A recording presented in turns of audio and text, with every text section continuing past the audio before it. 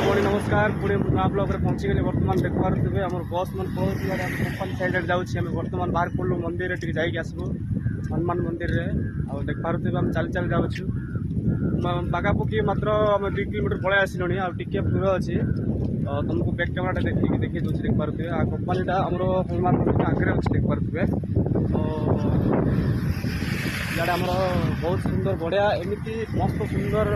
बढ़िया पवन हो देख पारे बढ़िया बढ़िया गच अच्छी फूल गच बहुत सुंदर अच्छी आउे तो सब जमी अच्छी बड़ बड़ गुटे भी अच्छी कंपानी गोटे अच्छी से आम कंपानी अच्छी आगे पहुँचे गलो बर्तमान टिके दूर अच्छी आम हनुमान मंदिरटा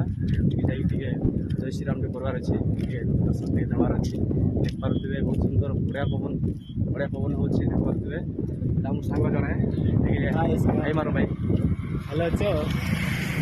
मोर चैनल टे सब्सक्राइब कर दिया लाइक